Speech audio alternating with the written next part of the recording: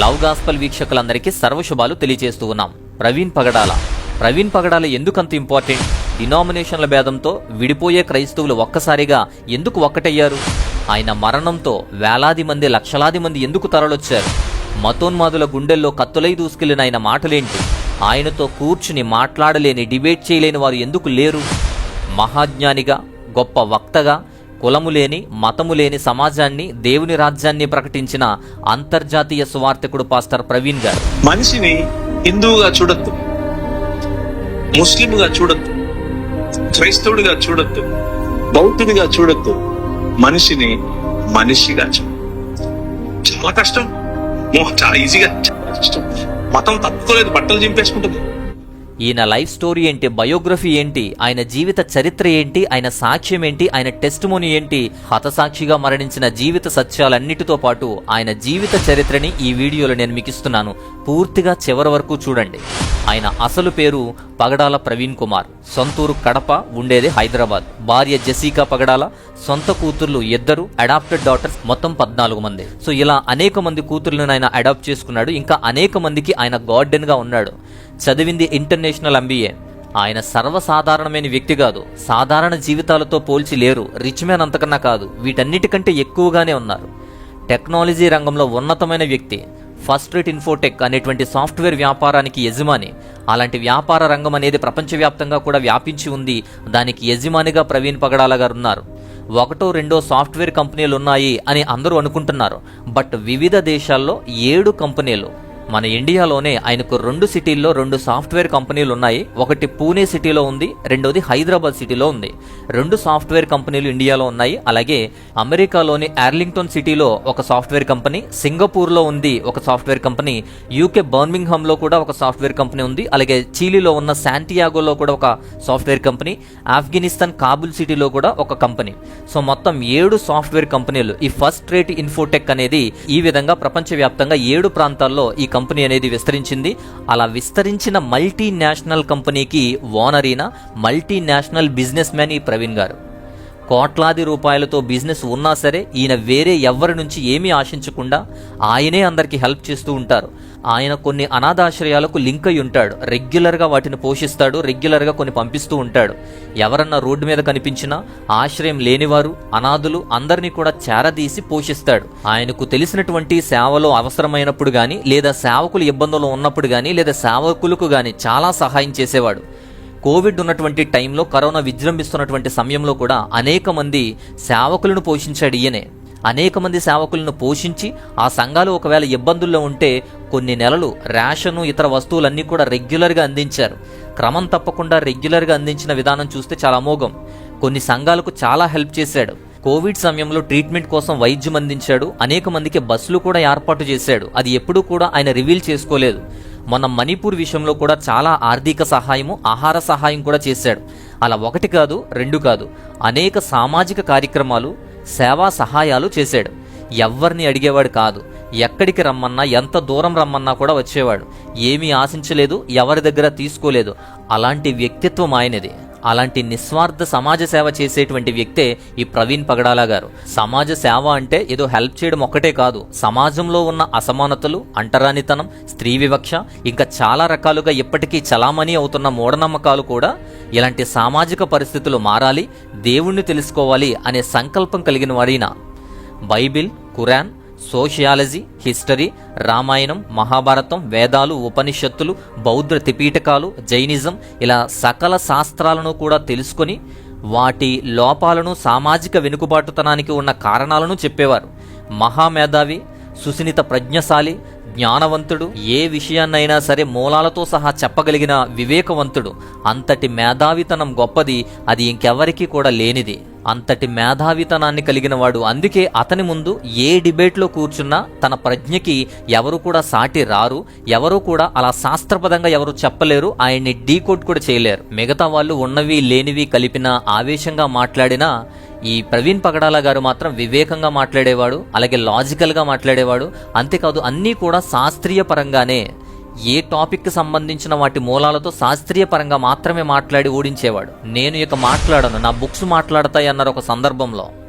answeringislam.org అనేటువంటి ఒక blog ద్వారా ఇస్లాం యొక్క సందేహాలకు ఖురాన్, బైబిల్ ప్రకారము కూడా ఆ టాపిక్స్ అనేవి వ్రాశారు. అది ఇంతవరకు ఎవరో తెలియదు, కానీ ఆ తర్వాత ప్రవీణ్ పగడాల గారి యొక్క బ్లాగే అని తర్వాత తెలిసింది. అలాగే ఆయన ఆల్రెడీ రిలీజ్ చేసిన కొన్ని పుస్తకాలు అందుబాటులో ఉన్నాయి. యెహోవా అల్లాహ్ ఒక్కడేనా అనే పుస్తకం రాశారు. దేవుని రాజ్యం మిషనరీ ఉద్యమం అని ఇంకొక బుక్ రాశారు. అంతేకాదు త్రిత్వం శిరసా నవామి అనే ఒక బుక్ రాశారు. ఈ పుస్తకాలన్నీ ప్రవీణ్ పగడాల గారి యొక్క రచనలు. ఇవి కాకుండా చాలా ప్రాముఖ్యమైనది ఇండాలజీ, అలాగే వేదాంతపరమైన కొన్ని చారిత్రక బుక్స్ అనేవి కూడా రావాలి. బట్ ఆయన రీసెంట్ గా మరణించారు. ఆయన చాలా ప్రత్యేకంగా బోధించేవాడు. ఆయన ప్రత్యేకత ఏంటంటే అందరూ వేరు, ఆయన వేరు. ఇండాలజీ అనే సిద్ధాంతం చాలా ప్రాముఖ్యమైనది.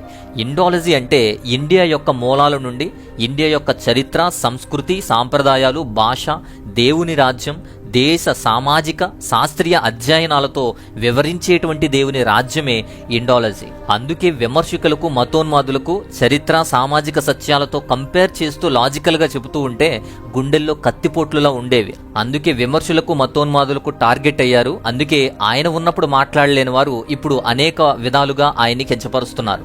ప్రవీణ్ పగడాల గారు అంటే ఆయన మరణించేంత వరకు కూడా చాలా మందికి తెలియదు. ఈవెన్ క్రైస్తవులలో కూడా చాలా మందికి తెలియదు. అలాంటి సేవకుని గురించి తెలుసుకోవాలి.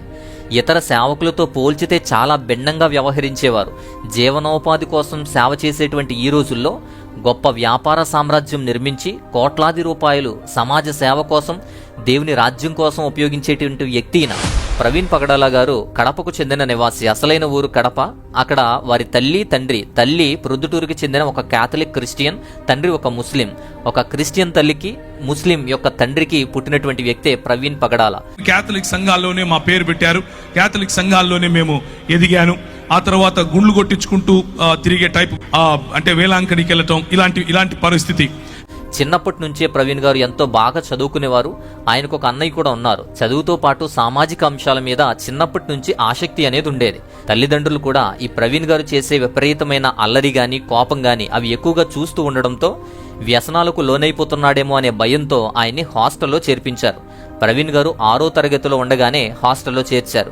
అలా హాస్టల్లో ఉన్న సమయంలోనే ఆయన ఒంటరిగా ఉండడం, ఎన్నో ఇబ్బందికరమైన పరిస్థితులు ఎదుర్కోవడం, ఒంటరితనానికి అలవాటు పడక ఉండలేక ఇంటికి వెళ్ళిపోవాలి అనిపించేది. ఇంట్లో వాళ్ళ ఆప్యాయత, ఆ ప్రేమను మిస్ అవుతున్న ఫీలింగ్ ఉండేది.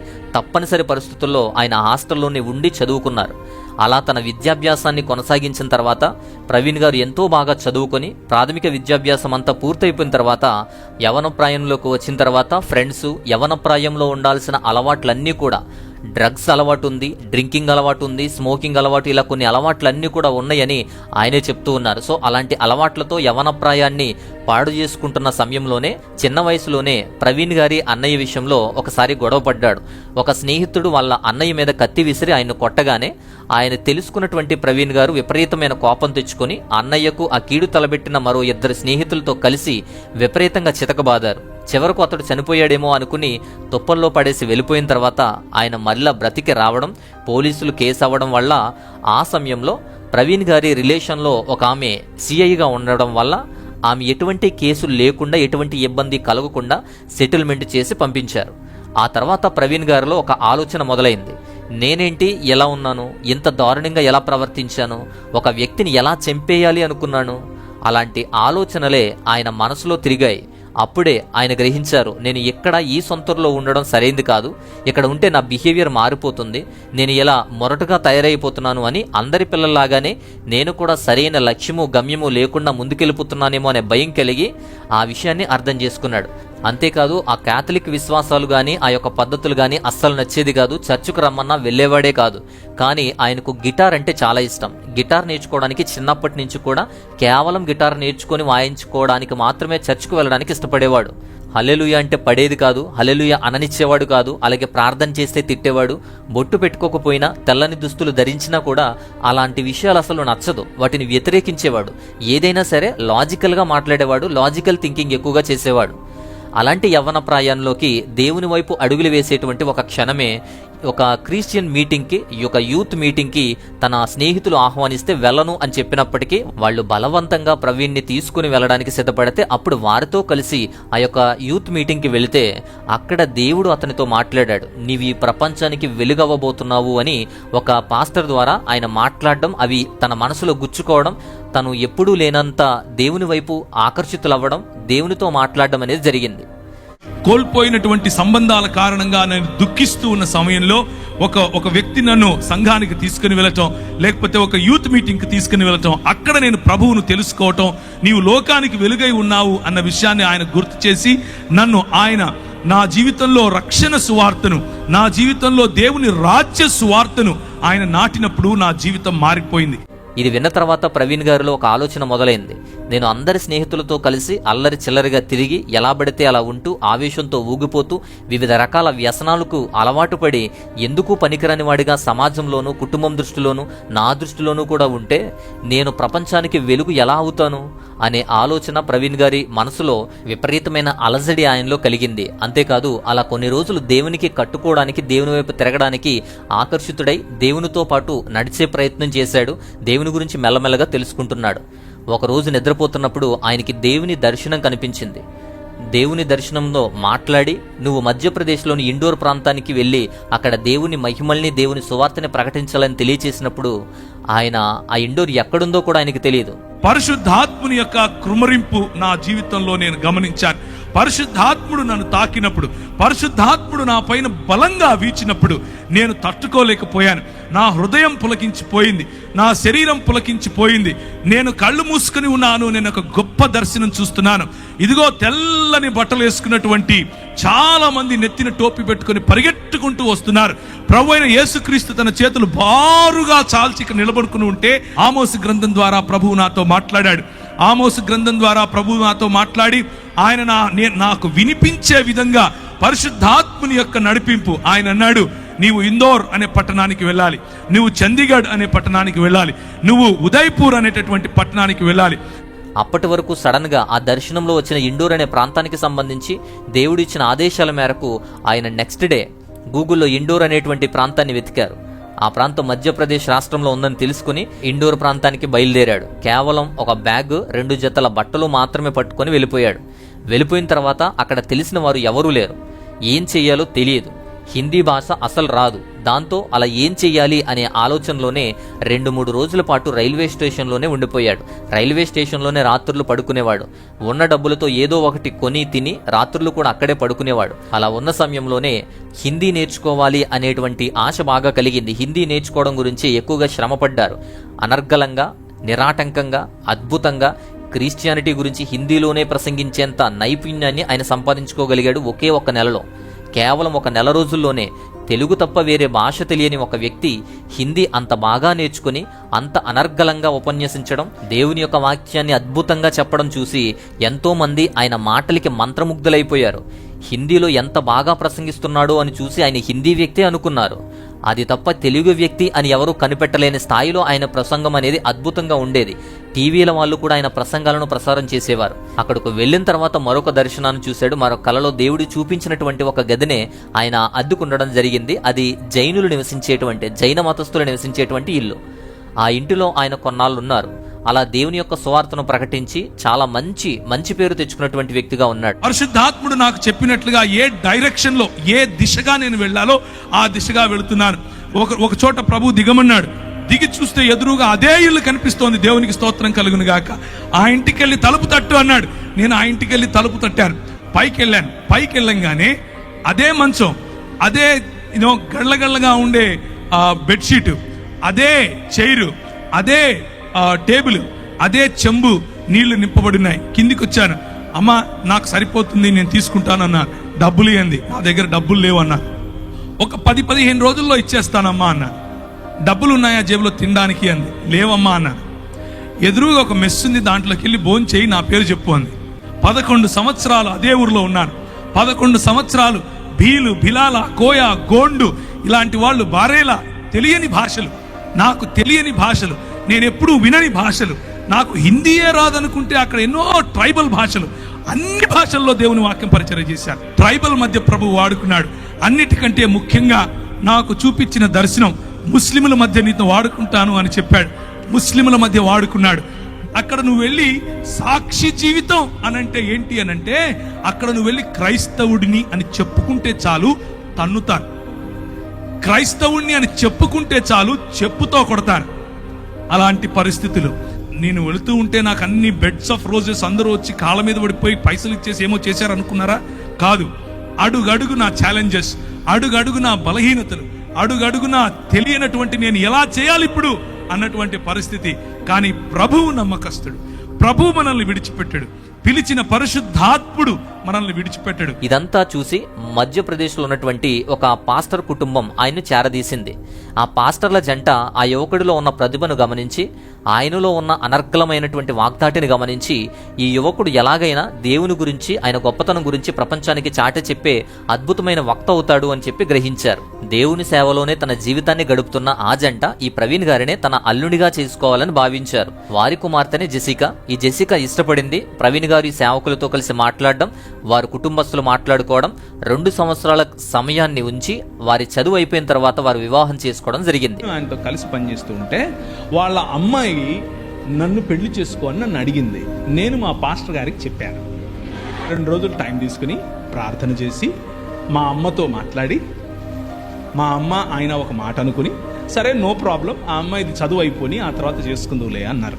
చదువు అయిపోయిన తర్వాత చక్కగా అందరి ముందు మా పెళ్లిలో ఒక 6,000 మంది వస్తే ఆ 6,000 మంది ముందు పెళ్లి చేసుకుని ఆ తరువాత భార్యాభర్తలుగా చలామణి అయ్యాం. ముందు ప్రొక్లమేషన్, ఆ తర్వాత కాన్సమేషన్. 2006లో ఆయనకు వివాహం జరిగింది. దాదాపు 6,000 మంది సభ్యుల మధ్య ఆయన వివాహం ఘనంగా చేసుకున్నాడు. ఇద్దరు ఒకరికొకరు బాగా నచ్చడంతో వారి ఇష్టాన్ని గ్రహించి, గుర్తించి, గౌరవించి ఆ సేవకులు అలాగే తల్లిదండ్రులందరూ వారి వివాహాన్ని జరిపించారు. 2006వ సంవత్సరంలో ఆయనకు జెసికాతో వివాహమైంది. వివాహం తర్వాత ఆయనకు ఒక కుమార్తె జన్మించింది. ఆ కుమార్తెకి విపరీతమైన ఆరోగ్య సమస్యల కారణంగా ఆమె బ్రతుకుతుందా లేదా అనే పరిస్థితి కూడా వచ్చేసింది. దీంతో ప్రవీణ్ గారు విపరీతమైన వేదనకు గురైపోయాడు. దేవుని సేవలో ఎంతగా తలుస్తున్నా ఇన్ని కష్టాలేంటి, నా కుమార్తెకి ఈ ఆరోగ్య సమస్యలేంటి అని దేవునితో ప్రార్థనలో మాట్లాడుతూ గొడవపడిన సందర్భాలు కూడా ఉన్నాయి. అలాగే ఆయనకు ఉద్యోగం రావడానికి, సాఫ్ట్వేర్ రంగంలో స్థిరపడడానికి ముందు కూడా ఒక మ్యానుఫ్యాక్చరింగ్ యూనిట్లో కూడా ఆయన పనిచేసిన తర్వాత చదువుకొని ఇంటర్నేషనల్ MBA కంప్లీట్ చేసి ఆ తర్వాత సాఫ్ట్వేర్ మీద దృష్టి పెట్టి సాఫ్ట్వేర్ రంగానికి ఒక మంచి కంపెనీని స్టార్ట్ చేసి ఇప్పుడు 7 పట్టణాల్లో ఆ యొక్క వ్యాపార రంగం అనేది అభివృద్ధి చెందుతూ ఉంది. మార్కెటింగ్ జాబ్ కూడా చేసేవాడు అంతకు ముందు. తనకు వచ్చిన దానిలో కొంతమేరకు సమాజ సేవకు ఉపయోగించేవారు. ప్రవీణ్ గారి జీవితం వివాహానికి ముందు ఒకలాగా, వివాహానికి తర్వాత ఒకలాగా చూడొచ్చు. ఎందుకంటే ప్రవీణ్ గారు తన భార్యను విపరీతంగా ప్రేమిస్తాడు. తను చేసినటువంటి సేవా కార్యక్రమాల్లో గాని, తన వ్యాపార సామ్రాజ్య విస్తరణలో గాని, తన పరిచర్యలో గాని, దేవుని యొక్క సువార్తలోనూ దేవుని సేవలోనూ ఎన్నో ప్రాంతాలకు పర్యటించి ఎన్నో దేశాలు తిరిగి దేవుని యొక్క సేవను, దేవుని యొక్క క్రియలను ఆయన అనేక మందికి బోధించాడు. అన్నిటిలోనూ కూడా ఆ యొక్క భార్య జెసికా సహాయ సహకారాలు ఎంతో ఉంటాయని ఎప్పుడూ చెప్తారు. పైకి కనిపించేది ఆయనే అయినప్పటికీ బ్యాక్గ్రౌండ్లో చేయాల్సిన వర్క్ అంతా తన భార్య చేస్తుందని అనేక సందర్భాల్లో ఆయన చెప్పిన విషయాన్ని మనం గుర్తు చేసుకోవచ్చు. ప్రతి మగాడి విజయం వెనకాల ఒక స్త్రీ ఉంటుందన్న మాటను నిజం చేస్తూనే ప్రవీణ్ గారు తన విజయంలో కూడా తన భార్య భాగమై ఉండేదని, తనే బలమని అనేక సందర్భంలో తన భార్యే తన వెన్నుదన్నుగా నిలిచిందని చెప్పుకునేవారు గర్వంగా. అయితే ఈ ప్రవీణ్ గారి గురించి ఎందుకు అంతమంది ఎక్కువ మాట్లాడుతున్నారు అంటే, ఆయన చేసినటువంటి సేవా విధానం, ఆయన చేసినటువంటి స్వార్థ పరిచర్య.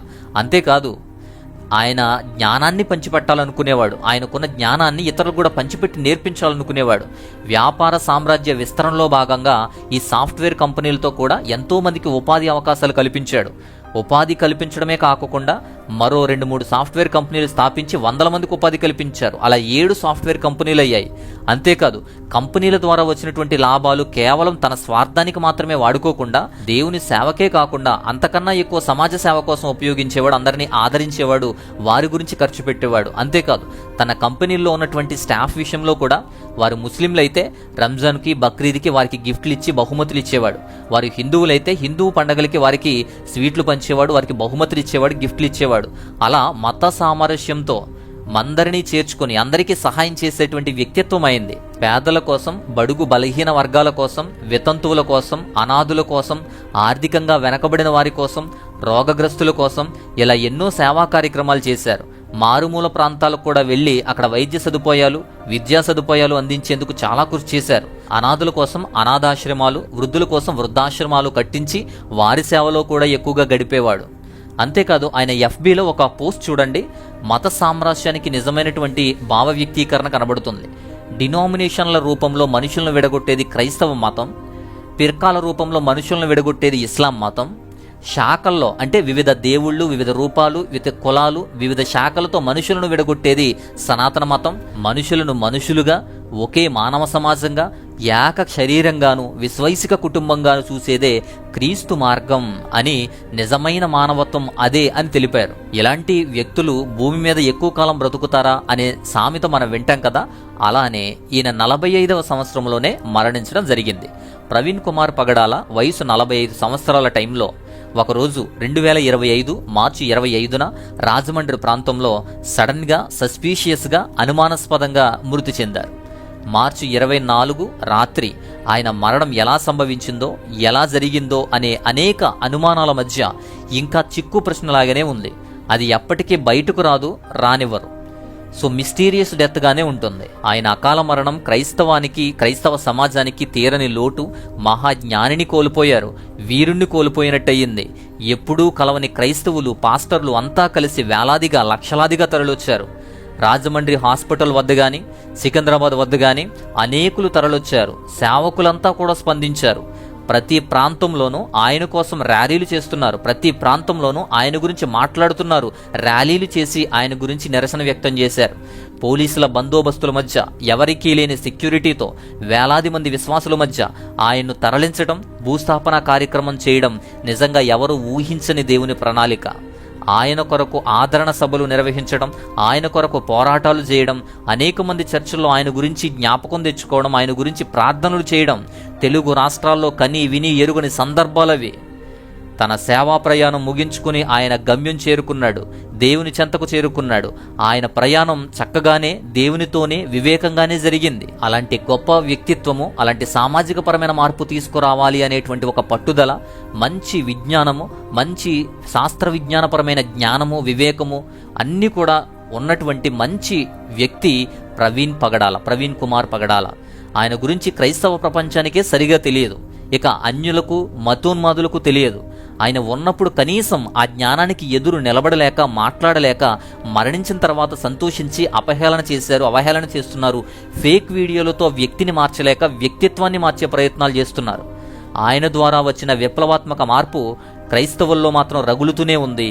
ఇంతవరకు కూడా కేవలం చర్చిల విషయాలు మాత్రమే తెలుసుకునే అందరికీ కూడా ఈ లోకమేంటో, మతోన్మాదమేంటో, దేశ రాజకీయాలేంటో, మత రాజకీయాలేంటో మెల్లగా అర్థమవుతున్నాయి. వీటి ద్వారా బయట ప్రపంచాన్ని, ఈ యొక్క రాజకీయ ప్రపంచాన్ని పట్టించుకునే వాళ్ళకు కూడా ఇప్పుడు చక్కగా అర్థమవుతుంది.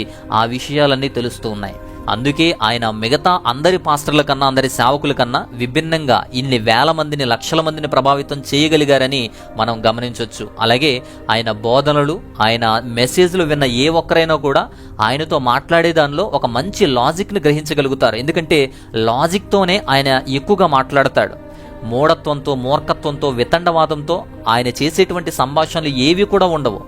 ఆయన ఎంతటి విరోధైనా, ఎంతటి మూర్ఖుడైనా, ఎంతటి తెలివి తక్కువ వాడైనా సారనో లేదా గౌరవంగానో మాట్లాడతాడు. ఆయన చేసే సంభాషణ ఏదైనా సరే జ్ఞానాన్ని పెంపొందించేదిగా, ఒక సబ్జెక్ట్ వైజ్ మాత్రమే ఉంటుంది, లాజికల్గా మాత్రమే ఉంటుంది. అది ఆ శాస్త్రానికి పరిమితం అయిపోయి ఉంటుంది. ఆయన మాట్లాడే విధానం కూడా ఆయనకు విపరీతమైన ఫాలోయింగ్ను తెచ్చిపెట్టింది అని చెప్పొచ్చు.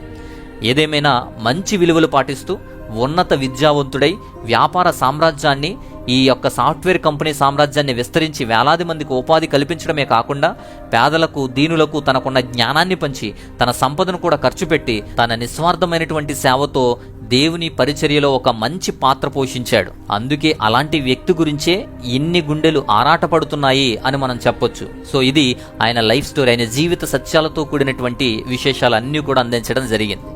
ఇది ఖచ్చితంగా మీరు అందరికీ షేర్ చేయండి. ఆయన లైఫ్ని అందరూ తెలుసుకునే ప్రయత్నం చేస్తారు. ఆయన గురించి అందరూ తెలుసుకోవాలి. నేటి సమాజంలో ఇప్పుడున్న తెలుగు రాష్ట్రాలలో ఉన్నటువంటి సేవలో క్రైస్తవుల మధ్య మంచి పాత్ర, దేవుని యొక్క రాజ్యం స్థాపించుకునేందుకు మంచి పాత్ర పోషించిన వ్యక్తి ప్రవీణ్ పగడాల గారు. కాబట్టే ఈయన మరణించిన విధానం కూడా హతసాక్షికి సంబంధించినదిగా చాలా మంది చెబుతూ ఉంటారు. అంటే వారితో పాటు దేవుని సువార్తలో మరణించిన వ్యక్తిగా కూడా ఈయన ఉన్నారు. అలాంటి వ్యక్తిని కోల్పోవడం, అలాంటి వ్యక్తి మరణించడం అనేది అందరికీ చాలా బాధాకరం. అది ప్రవీణ్ కుమార్ పగడాల అనేటువంటి వ్యక్తి యొక్క, దేవుని కుమారుని యొక్క జీవిత సాక్ష్యం ఇది. ఈ విషయాన్ని అందరికీ షేర్ చేయండి. ఖచ్చితంగా ముందు ఎక్కువ మంది చూడడానికి లైక్ చేయండి. మీరు లైక్ చేస్తే ఎక్కువ మందికి చూసే అవకాశం వస్తుంది. సో ఈ విషయం కనుక మీకు నచ్చితే ఖచ్చితంగా లైక్ చేయండి, ఇతరులకు కూడా షేర్ చేయండి. మరొక అద్భుతమైనటువంటి మంచి అంశంతో మరలా నేను వస్తాను. అంతవరకు దేవుని యొక్క మహా ఉన్నతమైన కృపా కాపుదల మీ అందరికీ తోడయుండి మిమ్మల్ని బలపరచునుగాక. ఆమేన్.